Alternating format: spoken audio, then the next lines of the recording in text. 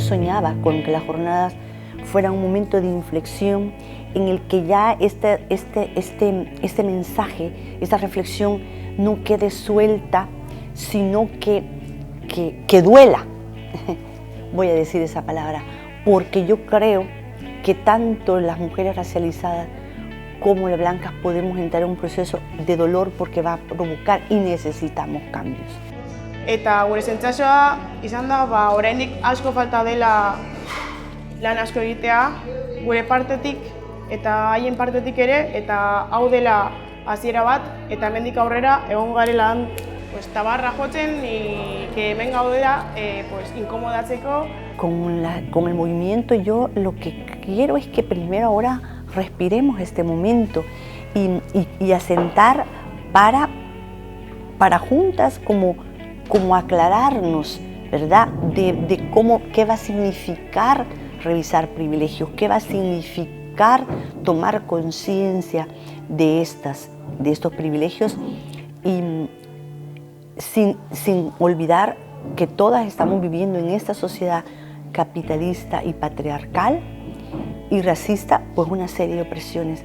Pero como alguien decía, más no se trata de hacer aquí olimpiadas de opresiones, se trata de ver y de dar lugar a ese otro sufrimiento, a ese otro dolor y tomarlo, voy a decir una palabra como muy fuerte, pero tomarlo como mío.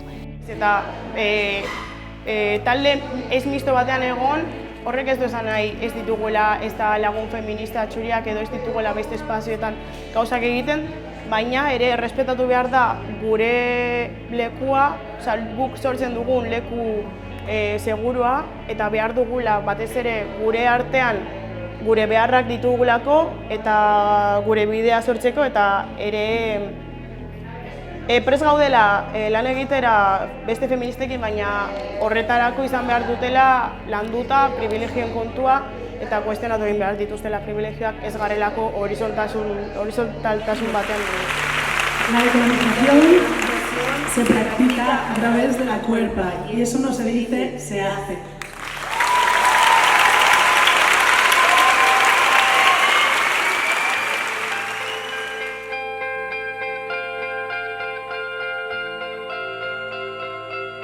Guk saiatu ginen horrelako proposamen nahiko teorikoa egiten, teoriko praktiko bat, nun gure helburua zen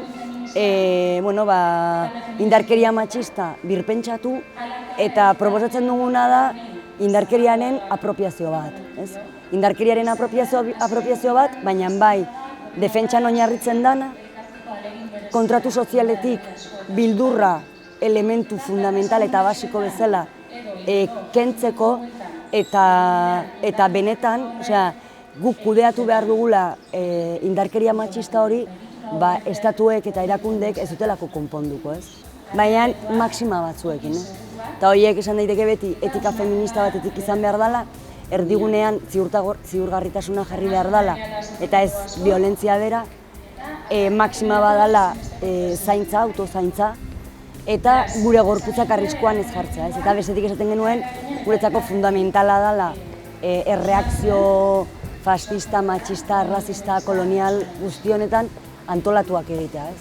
Baina bai foku ipintzen hasi bixi nahi zen bixi horietan. Esaten dugu hau ez dela gure baki, indarkexe egorak gaitzezten dauzela, matxismutik datozen desberdinak, eta foku gabiz ipinin naxan zer dan bai nahi duguena, zer dan bai bir duguena, eta zerretan nola eraiki gainken hori. Orduan hortik perspektibatik hasiga begir eta lantzen geure etxeko dakauenera guztik, bai militateko dakauenerak, bai bizitzan kokatzeko dakauenerak, eta bai diskurso aldetatik eta bai zertzuk esaten duzen edo esaten gazen.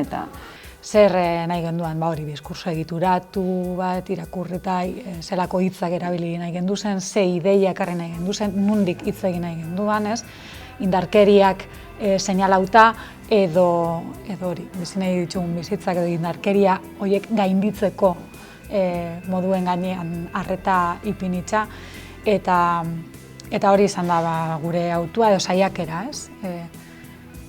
Nolabait beste leku batzutatik bai aritu nahi baldin badugu, beste leku batzutatik aritu gaitezen, ez?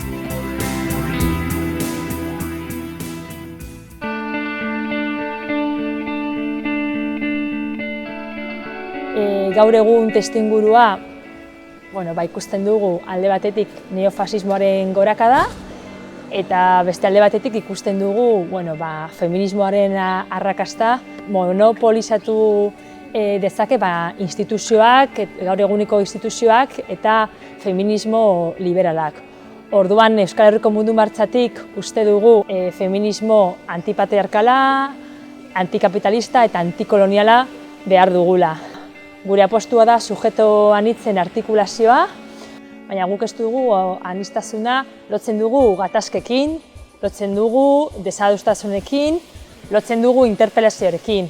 Horregatik aldarrikatu dugu feminismo deseroso bat eraiki behar dugula bai kanpora begira, bai barne begira. Horregatik uste dugu intersekzionalismoa aldarrikatzen dugunean, intersekzionalismoa oraindik bide bat da, amets bat da, eraiki nahi dugun gauza bat da. El gran reto que tiene el movimiento feminista es incorporar la lucha antirracista a la lucha feminista. Y esa lucha antirracista tiene que poner atención al antigitanismo. ¿Y por qué? Porque llevamos 600 años aquí y somos las eternas invisibilizadas. Porque ha habido una legislación antigitana con más de 479 años de opresión sistemática legal ejercida contra mi pueblo.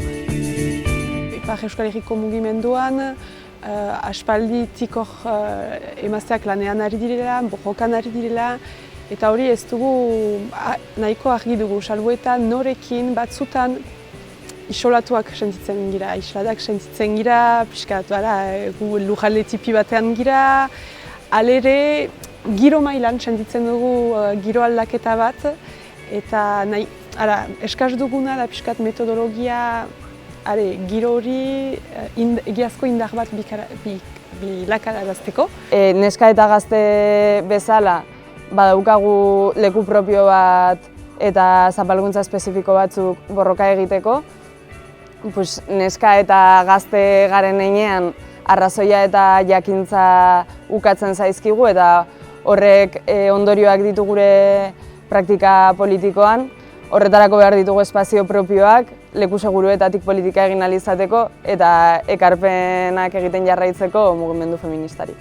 Eta horretaz gain ere, aliantzetan sakontzeko beharra dugu esan bezala mugimendu feministarekin zein gazte mugimenduekin eta hortik gure identitate propioa eraikitzen jarraituko dugu.